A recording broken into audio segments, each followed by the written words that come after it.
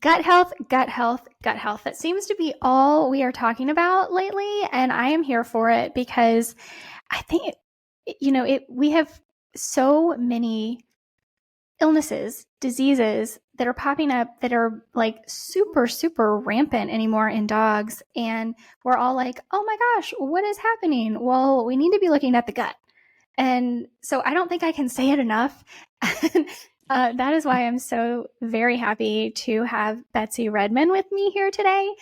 She is with Innovative Pet Lab, and we're going to be going over, first of all, what Innovative Pet Lab is. I only recently found them because, I'm a holistic pet health coach, and it's kind of what I'm supposed to know. I'm supposed to know how to do. And so I think a lot of pet parents don't know what Innovative Pet Lab is, how we differentiate them from animal biome. That's a big question. And why their lab reporting, the testing that they do, is so important. And then my dog Kim, which you guys know, is I am always just like confounded. She seems like the healthiest dog in the world, and yet I do all the tests. I am the crazy dog mom. So I did a comprehensive test from Innovative Pet Lab. So we're going to talk about the 6 markers that you're going to see when you do the comprehensive test as well. So Betsy, thank you so much for joining me. Would you mind introducing yourself and Innovative Pet Lab just a little bit?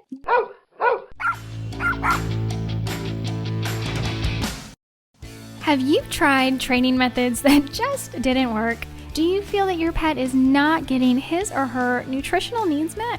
Are illnesses and bad behavior your daily norm? You're going to want to join me on the Pet Parenting Reset, where you'll hear interesting and informative interviews and get solutions to all your pet problems. I'm your host, Jessica L. Fisher.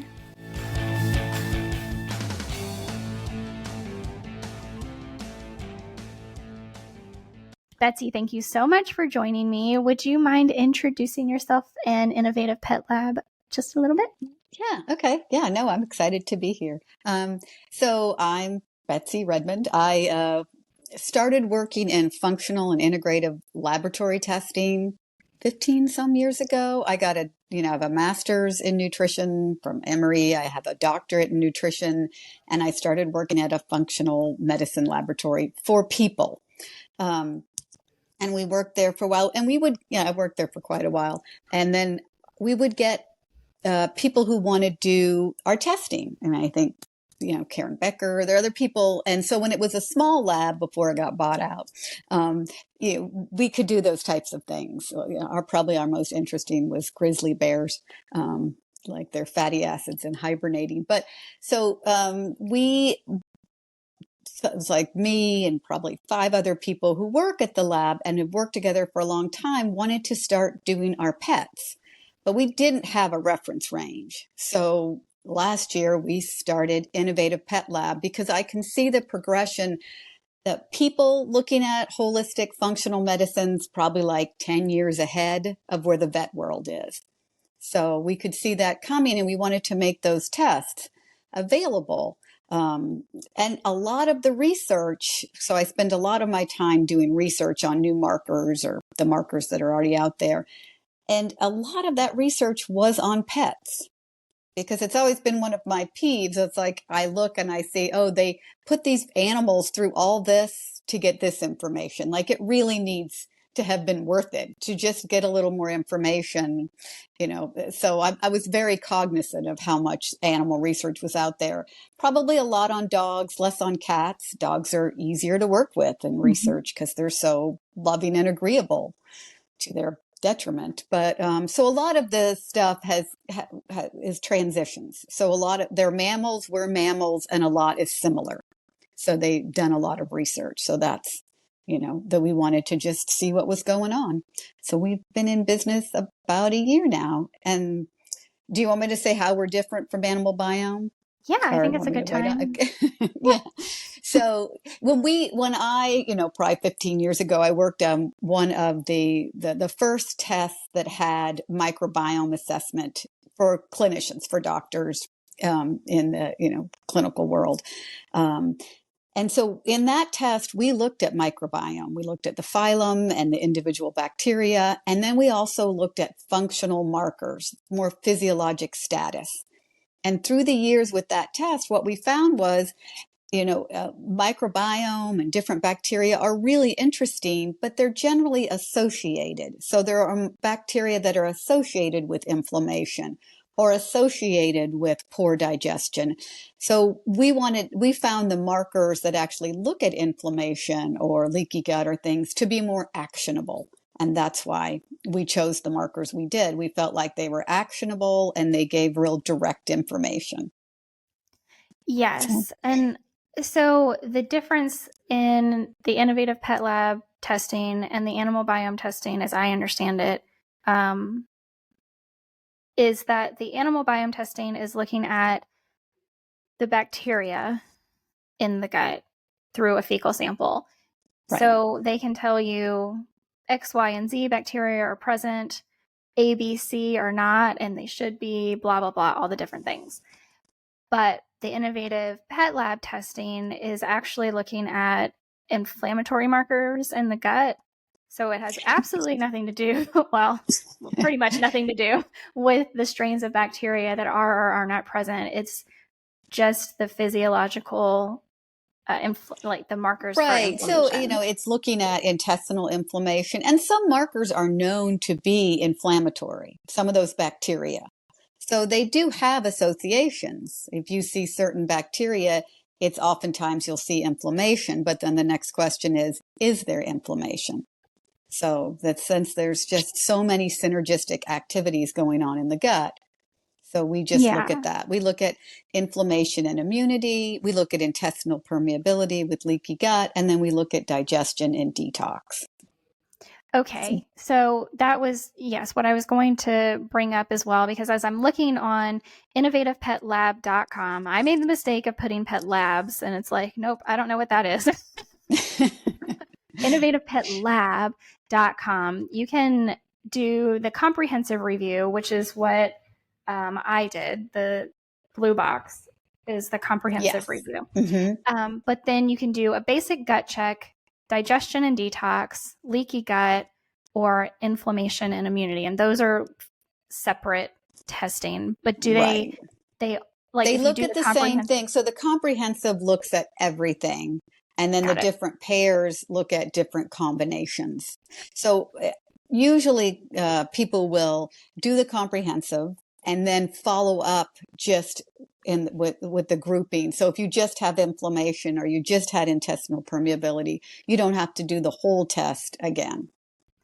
Okay, that makes so much sense to me now while I'm looking at it. And as someone who I'm fortunate. I get to work with dogs and cats all the time, and I love it. I love it so much.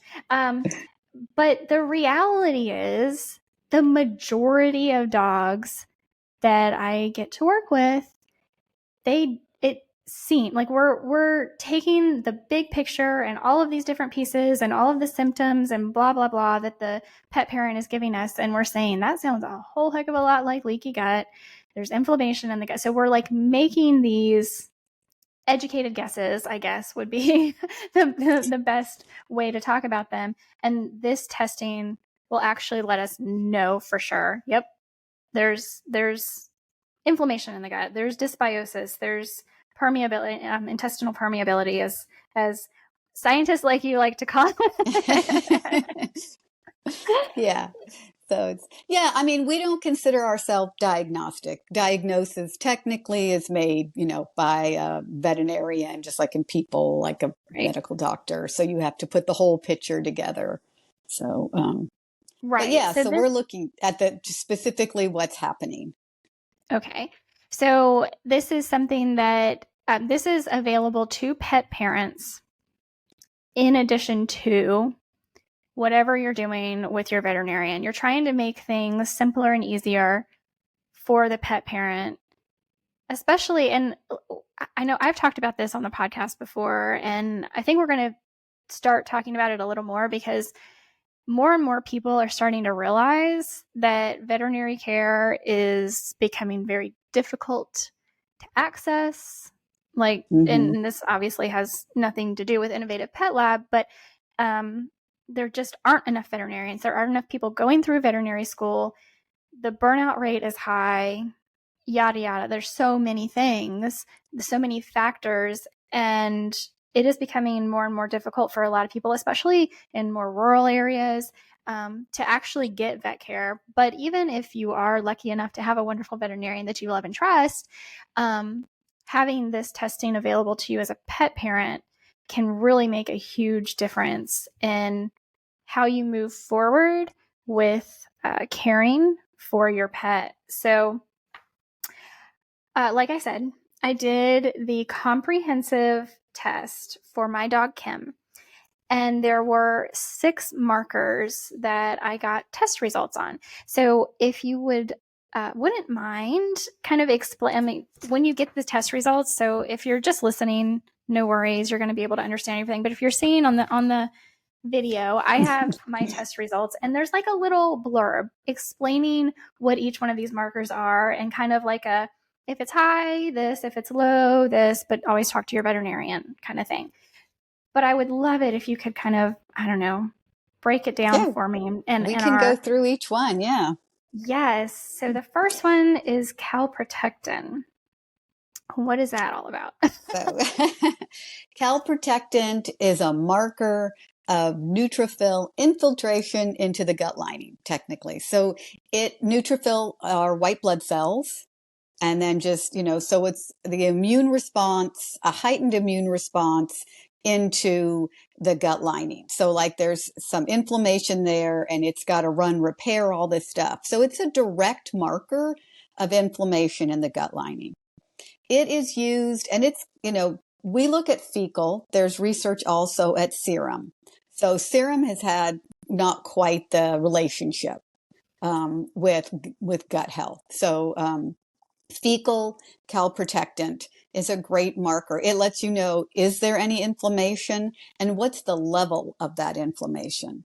You'll see in research papers like at universities, vet schools, they'll say if it's, at one level, the first level, you should try changing your pet food. At the next level, give them antibiotics. At the next level, start with steroids. And that's, more conventional. So what we see in more integrative, holistic veterinary care is, starting to look at the whole pet, getting anti-inflammatories, changing pet foods, diet, those kind of things. So it's, it's an inflammation marker, and it will also come down as treatment improves what's going on. Okay. So, So yeah, that sounds like a pretty interesting one. Thank goodness my dog's was you, normal. um, because I do a lot, and I think that's another thing. Like when you're a pet parent that does a lot, like I am, you kind of want to see the like. I see that my dog is doing wonderfully. She's, she acts like a puppy even though she's 10 years old. I get to see all of that, but I'm also kind of a nerd and I like seeing it on paper too. Yeah, no, I mean, we get a lot of people who spend a lot of time and effort with their pet trying to do all the right things. And this just kind of confirms everything you're doing is working. I mean, Right. I just recently had to, let go of the dog who she was 18 years old and she was pretty spry, like till the end. And then she Yeah. just, died All on of a me. sudden But, was like, okay, mom. Oh, yeah, but she was 18 and she was yeah. still chasing after the ball. And I think that's because I put a lot of effort and research into it. And, her tests, it did get a little worse at the end. So, I tried to change things. But yeah, so part of it is like you're doing all these great things. And even though you can see it, what's really going on inside? Is it just right? Because Yeah. sometimes, you wouldn't know that there's inflammation down there. It's low Mhm. grade chronic inflammation, and that can cause some significant issues. So it's good to just know all good. I think it So, could also be very beneficial for skeptics. So, a lot of people, they see red, irritated paw pads, or they see chronic ear infections, and somebody like me comes along and says, "Ooh, it's the gut." And they're like, "No, it's their ears," It's right? their And I'm paws, like, yeah. "No, it's the gut." So something like this can also be very beneficial to help people see on the inside because they can't see on the inside. You know what I mean? Like you can't, Hmm. you're not opening up your dog. Yeah, I Like, mean, 70% of your immune system's in your gut. So it's true for all mammals. So it's a good way to look and see what's really happening. And the fact that it gets better as you make changes. mm-hmm. I think Yes, that to be able to see that. And like the calprotectin, secretory IgA, they're together. I think that's if I had to pick one test and I couldn't do the comprehensive, I would pick one that has either the inflammation and immunity or the basic gut check, something that has the calprotectin in it, because to me it's a great marker. And if there's no inflammation, then probably a lot of other things are doing okay. But Mm-hmm. it's always my go-to if you had to pick. Oh, I love that tip. And so you said secretory IgA, and that is the next on the list. What is that? Okay. So secretory IgA is the first line of defense at the gut lining. Okay. So it is, it's IgA is immunoglobulin. So there's several immunoglobulins. IgG, IgE is what actually causes true allergies, but IgA is the first lining of defense. So it's like on all your mucous membranes. So your nose, down in the intestines. So it can identify, like it will jump up if there's parasites or pathogens or food reactions. So it's there and it also correlates with it works with a lot of the commensal bacteria. So it does tend to, unless it's having to jump up for some kind of parasitic or food sensitivity reaction, it generally will follow the commensal bacteria. So it, comes up and down with that. So a robust secretory IgA, given that nothing else is going on, would make me think that there's robust commensal, which are good bacteria. Okay. All right. That makes sense. So, And yeah, it's so if it's elevated, I'm looking for, is there parasites? Is there pathogens? Is there a food reaction? So it's also, if it's, if it's really high or really low, it can be associated with, skin conditions, because a lot of food reactions are often associated with skin conditions. absolutely. And I don't know if you can hear that. I apologize if you can. My gardener has the leaf blower like right outside my window. But I have recorded with them here before and it doesn't show up. So I don't know. We'll see. Okay, yeah. I mean, really, I could hear a low hum, and there's the purple around like you're talking, but I'm Okay. just always on guard. My other dog doesn't start barking like somebody comes Oh, to the front door.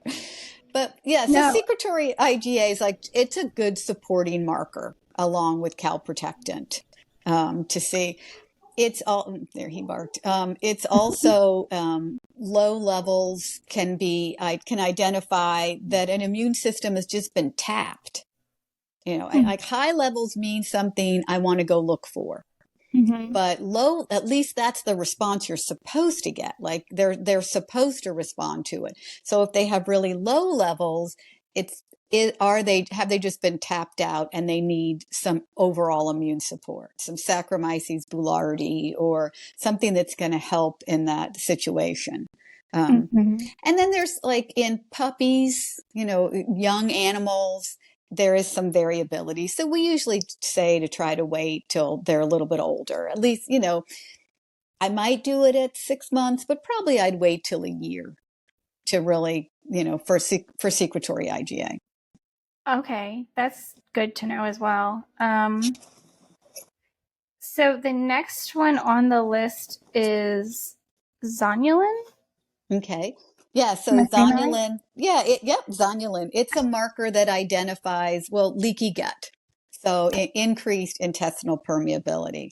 So, and I'm going to do my little diagram. And I think we have this, so look,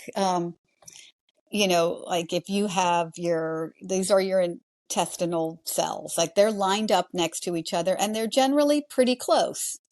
And at the top, they'll have like these little things called tight junctions that hold them together. So intestines aren't impermeable because otherwise nothing. So they're just always regulating what's coming in and out. And there's a tight junction, and then there's some other, things that hold them together. But zonulin can come out when, there's things happening when there's increased intestinal permeability, and it can pull the tight junctions off. So then the cells aren't as closely together. And that can happen when, there's a lot of inflammation, there's changes in gut bacteria. Gluten is known to cause that to increase the intestinal permeability. And the problem with increased intestinal permeability or leaky gut is that the whole system of like checking things in and, things moving in and out just goes haywire. It's, so things come in you wouldn't have normally, or the gut wouldn't have let in, and then there's an immune reaction to it, like, what's this thing doing here?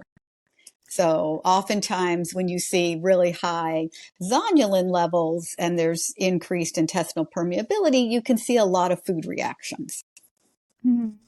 Yes, Because that makes so much sense. And that's, explaining that is a really great explanation. I try to explain that to people so much, and I'm like, am I doing a good job? That's a good one. That's a good explanation. I'm sure you do great. Because our dogs are, I feel like there just are so many dogs today that are suffering with intestinal permeability, and it is causing a lot of, like you said, food sensitivities and a lot of that. And it radiates, like it starts in the gut, like you're saying, and it just like radiates throughout the body. And then you get what we've been talking about. You get the red, irritated skin and the chronic ear infections, and it's just like a cyclone in the body. Like, no, it's all going wrong now.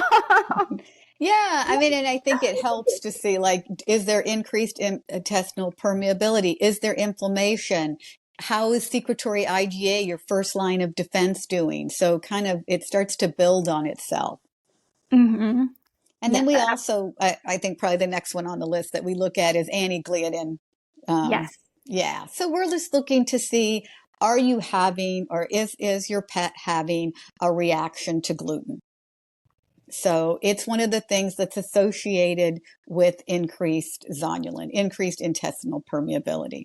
So not every pet's going to have that, but some pets do have significant reaction to gluten, and you can pull the gluten out and go gluten free. And that's certainly known in people and pets to bring down the zonulin. And then soothing, fixing the gut may also help that whole reaction. Right. So, in your professional opinion, is it gluten, or is it that so much gluten is laced with glyphosate? Like, what do you think is really going Yeah, I on mean, there? I think it's, certainly, I don't think we know all the synergistic effects. They know that gluten can cause a rise in zonulin, and so can certain gut bacteria. But glyphosates are going to cause problems within the gut bacteria. So I think I don't think you can divorce necessarily one from the other.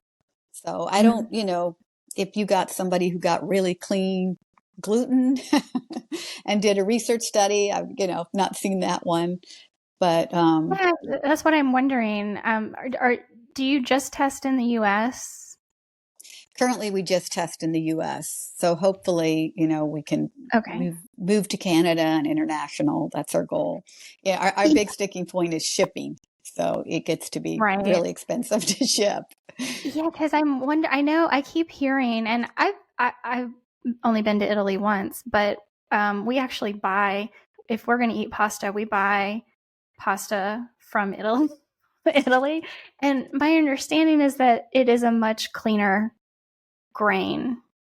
Yeah, there? they Like, do a couple things different. Yeah, so I think that they don't have all the stuff that we have. And then Fasano, Alfonso Fasano is the person who discovered zonulin and its connection with gluten. And so, he's an MD, so he studies people, but he has said that anybody who like suddenly eats a whole bunch of gluten is likely going to have a zonulin. So zonulin's not just one level. It's more like a glucose. Like it's going to go up and down. It's going to, things are going to come in. So there's always fluidity in the gut. But once it goes really high, that's a problem. But as far as the Italian stuff, like Italian bread, because I hear that all the time, like, well, I went to Italy and I ate the bread all the time. It was great. They do a different proofing, at least for bread. They proof it. It's like a 9-hour process. Where in the States, it's like it's a half hour. It's risen. Let's go. So and that breaks down gluten. And then I think it is a lot cleaner. There are laws on who can use, mm-hmm. who can use the product. And certainly I think it's owned by Bayer at this point, is, trying to push all Mm-hmm. the other countries into doing it. So Yeah. hopefully they Okay. can, stay strong. I hope so. I mean, we need some refuge in the world, don't we? Yeah. And if we have to go to Italy to get it, so be it. Right? um, pancreatic elastase. Yeah. So This one is pancreatic, yeah, it's, so the pancreas secretes enzymes to digest food. There's endocrine and exocrine function. So it also does like insulin and things, but that's the exocrine function is digestive enzymes. So, when it, something gets eaten, then the enzymes get secreted. So elastase is what is called a proteolytic enzyme. So it secretes when protein gets eaten to break down protein. Like amylase breaks down fat. Lipase breaks down fat. Amylase breaks down carbohydrates. So elastase is much more stable than some of the other enzymes. So they look at it, you can look at it because it can give you it's a marker of overall pancreatic function. Now, in people, you can kind of get low levels and it might be slightly impaired. And I think in pets, they're going to find that in dogs and cats. But right now, it's really you have it or you don't. And when it goes really low, it's usually associated with weight loss or diarrhea. And if it's super low on your test and your pet has those symptoms, you should probably seek medical attention, veterinary attention for your pet. But generally, it's just looking to see what's overall pancreatic function. Most, dogs are going to be pretty high in that. I'm trying to remember if the cutoff's like 900. What was your dog? so that was one of the things I was going to hopefully talk about a little bit because so my dog is she is raw fed. She will get treats every now and again that aren't up to my standards, I would say. But I say treats, not like treats that I buy are definitely up to my standard, but like human food People will, that yeah, yeah. yeah. If somebody comes over, I just don't fed your dog. yes. It says that normal is above 30. Mm-hmm. Borderline is 10 to 30 and low is below 30. Or I'm sorry, below 10. Below 10. Mm-hmm. And my dog is at 0. So I'm actually following up. She has no symptoms. So Okay. I'm following up with my veterinarian this week and just, making sure everything is okay. But like on the surface, I'm like, she's fine. Like her poops are normal. She's definitely not losing weight. Like I feel like she's fine. I'm just being over cautious No, I probably. think that a lot of dogs are in the thousands. So, I think it's worth looking at. And that's where it is a good idea to go talk to your vet because if she doesn't have those symptoms, it's obviously, everything's more concerning with significant symptoms. Right. So, Yeah. Yeah, and she does. But I have certainly worked with dogs who have like EPI, so Hmm. that like pancreatic insufficient. And so, having none would be like, oh crap, maybe is the pancreas not working? But Yeah, I she, mean, like I so said, it would also depend on when she'd eaten. I mean, you'd imagine that it would be a little higher, especially if she's raw, because she's getting more protein. So, mhm, looking at all those factors. right, But yeah, yes. does she have diarrhea? Certainly, pancreatic function decreases a little bit as you age. Um, and then, do you give her any digestive enzymes? So not normally. Okay. For after I got the test results back, I'm very big on what can we do with food before I Hmm. do any supplementation. So I'll do like um, green juju has a fermented beets and red cabbage. So I'll add that in because the wild fermented beets add like a natural digestive enzyme. Hmm. Of course, there are like other digestive enzyme supplements out there, and certainly a dog with like EPI would need, a heavier, like a real Right, digestive right. Yeah. enzyme. But no, yeah, I will add that in sometime, and I've kind of started adding it in after I got this test just to see. But no, I mean, not generally speaking. Hmm. She's like I said, she's not symptomatic at all. So I just was like, I'm just gonna follow up with the vet and make sure that No, everything is okay. But also like maybe something isn't right and I'm just not seeing it yet and we can catch it really early. I don't know. Like that could be I assume a possibility too. And another benefit of regularly testing your animal to stay on top of their health. right, right. Yeah, because I mean, we're not gonna, if somebody was taking digestive enzymes, we wouldn't pick that up. We don't pick exogenous enzymes up. But yeah, it's certainly something. Have you noticed a difference giving her digestive enzymes? Not really. I mean, Okay. maybe a little less gassy, maybe. She's not super gassy to begin with, so it's hard to tell. But yeah, it's normally like I was telling you, if she gets when she gets her nighttime snack, she like it's a thing in my house. She has to get a nighttime snack, and it's usually leftovers of whatever protein we have eaten that night. So like steak or like fajita beef or like whatever. If we had Hmm. chicken, she'll have to. That's the kind of thing, the treat that she normally Right, gets. But right. and certainly that can be overdone sometimes, and she will get a little gassy after that. Yeah, Um, and because it is not diagnostic of pancreatic function, it's just right. giving, an idea. So, Yes. Yeah, that's what I wanted to make sure to include that so that you could say that basically like yeah, we're no, we're there's providing a the protein. blood test you use for pancreatic function. So Mhm. this, it may be, and when you look at the research, because research on cats and dogs is like well, this particular test we're not doing in cats right now, but for dogs, it's like, oh, it's, very severe or nothing. And so in people, we know there's a range. And I think that the more we test, the more we're going to find that out in pets. It just isn't in literature. So, Gotcha. So the last one on the list, I'm gonna try to say this. okay. Beta glucuronidase. Very good. That's it. It's beta Oh, I glucuronidase. got it. Yeah.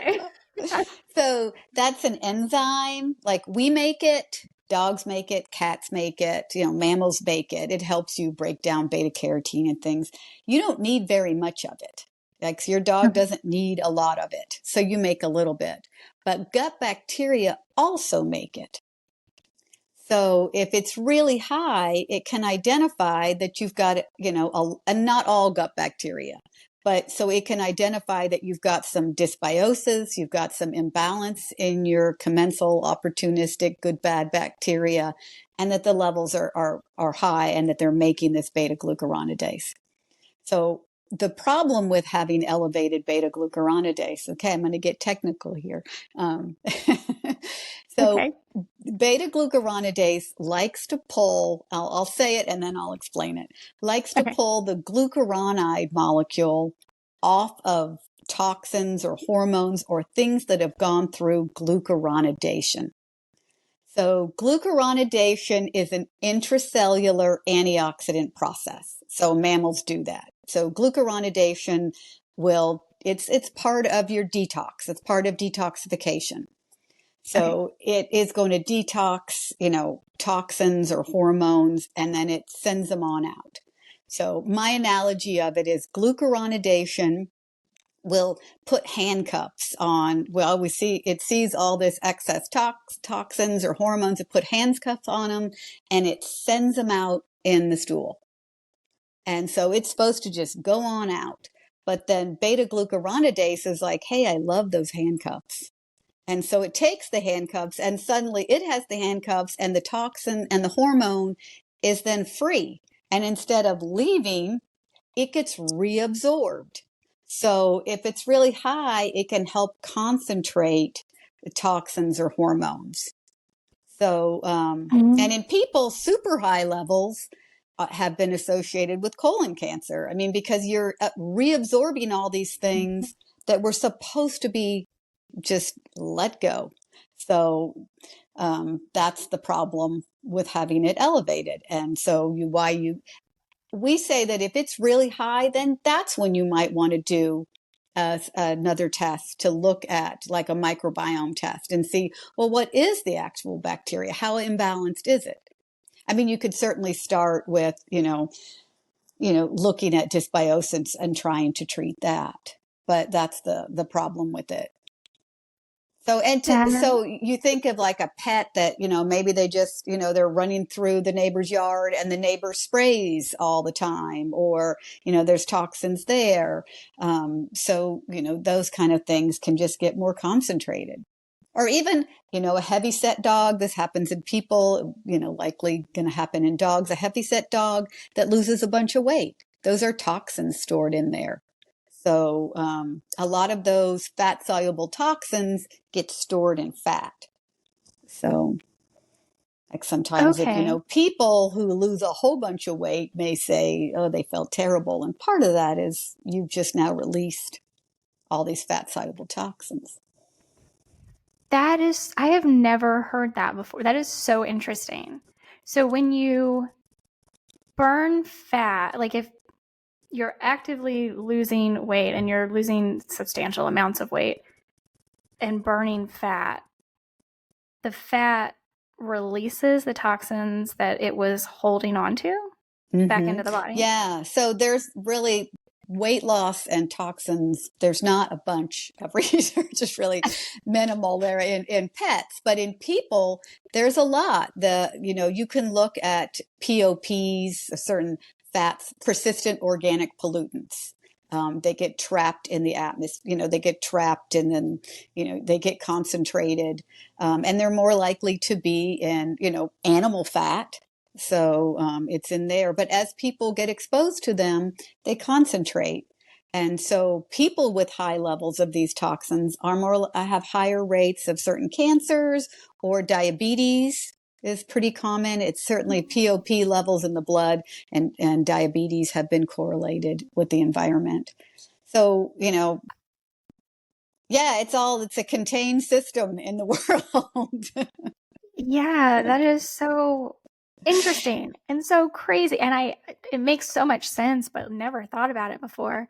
Um, wow. Awesome. Okay. So the testing again it's really there to kind of help pet parents along their journey with their pets. Certainly, and I don't think we can reiterate this enough, um, is not something you want to use in place of veterinary care. This is something to use alongside veterinary care.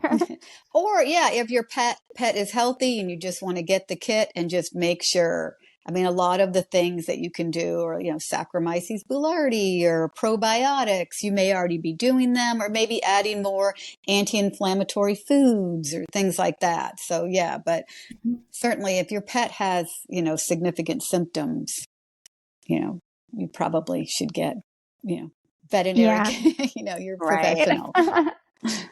Okay, so where can people oh, they can, I think I said it earlier, right? Innovativepetlab.com is where they can actually order a test kit. Right. And then when they send it off, it again is just a fecal sample. So not difficult at all to do. You fill out the online form saying, "Hey, guess what? I've got a test kit and this is the kit number and I'm sending you poop Yes, in the mail please now." register your test kit first. It's right on the top of the box because otherwise we're like, whose poop is this? Um, we can Right? usually track it down, but not always. So you register the test kit. You just put it in the tube.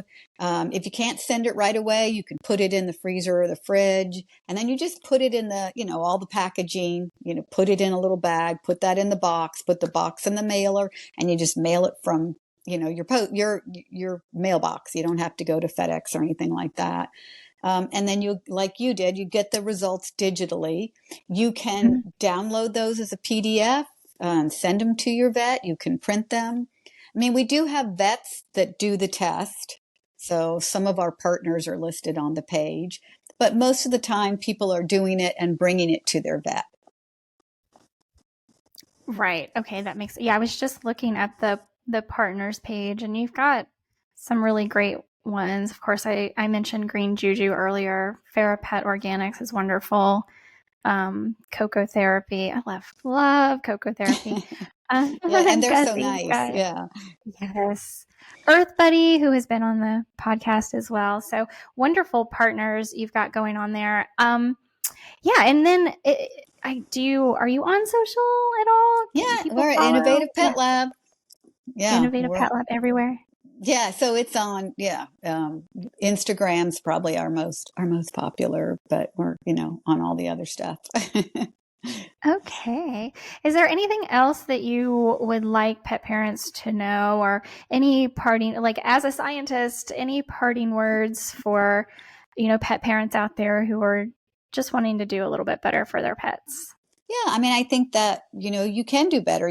Well, I don't know if you can do better. That didn't sound I mean, there are additional things maybe you hadn't thought of, but looking at these things, what we noticed in the human world kind of happens in the vet world too, that, more conventional doctors or more conventional vets maybe aren't aware of these things. And so, we used to get people all the time, like I have gas and bloating. I went to the gastroenterologist. They did a colonoscopy and said, I don't have colon cancer. It's like, that wasn't my problem. So we see kind of the same things in the vet world, but the treatments generally we're thinking of are changes in diet, or, there's a lot of brands that are coming out, like our partners, but a lot more supplement brands targeted for pets. And they're mammals. And so, they can use some of the same type of support. So if you think something's not right, with your pet, you can just keep plugging away till you find somebody who is going to help you, because there's somebody out there. But, so we're trying to be part of that, self-care. Yeah. Well, I certainly appreciate it. Again, I know we've already established I'm a crazy dog mom, but I I was going to say, you're not alone. no, I'm not alone, but I definitely do. Like, I just love testing. Um, obviously, I don't want to put my dog through a bunch of unnecessary procedures or anything Right. like that, but these are so simple and easy to do.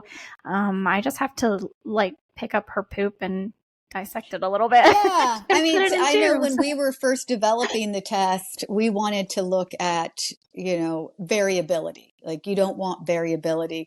So the best way to test it is to test, I tested my dog. Like, we tested all our dogs. But, morning, afternoon poops every day for 10 days. Like, what's the variability? What changes? And it was stable. So those kind of things, like, yeah, I love testing. And so, I think the more Right. testing is really more information. I get that testing can be expensive. The reagents are Mhm. expensive, the machines are expensive, so it ends up being pricey, but it does, help give you some information. Yeah, And you're not especially crazy. yeah. Yeah, well, yeah, especially if, because so many people go on these roller coasters. There is something, their dog isn't feeling well, their body isn't functioning properly, and they go back and back and back to the vet, and they spend more and more and more money, and they're doing everything the vet tells them to do, and nothing is working. And I, to me, tests like this are empowering because then you can see, okay, this is what's actually going on, and now I can form a plan of attack based off of this versus just continuously throwing band-aids on symptoms. That just doesn't get us anywhere. So we need to, especially for those people who need to see it black and white on paper, like, this is what's going on with my dog, this can get you there. So I appreciate you for joining us today, Oh, Betsy, thanks and for for having me. everything. Yes, for everything you and your team have set out to do to better pets' lives. Make sure to follow Innovative Pet Lab. If you're interested in the testing, certainly reach out to me. I'm happy to help you with it, and we can go from there. So with that, I always say, give your pet some extra love from me. Of course, give your pet some extra love from Betsy today as well. Please And do. then what is your dog's name? Oliver. Oliver. So Oliver is going to send some extra love your way as well. Thank you so I'm much, sure Betsy. he's sitting outside the door. Thank you so much for listening to today's episode. Make sure that you're following the show so you never miss an episode. And please take a moment to rate the show on your podcast app.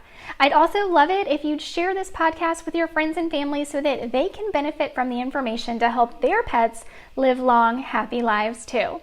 Don't forget to take advantage of this special discount as a listener today and get access to over 100 online videos and my online dog training, The Furry Family Coach. Just go to thefurryfamilycoach.com and use code PODCAST at checkout to get your first month for only $7. That's thefurryfamilycoach.com and use code PODCAST at checkout to get your first month for only $7. I can't wait to have you join and see you on the inside.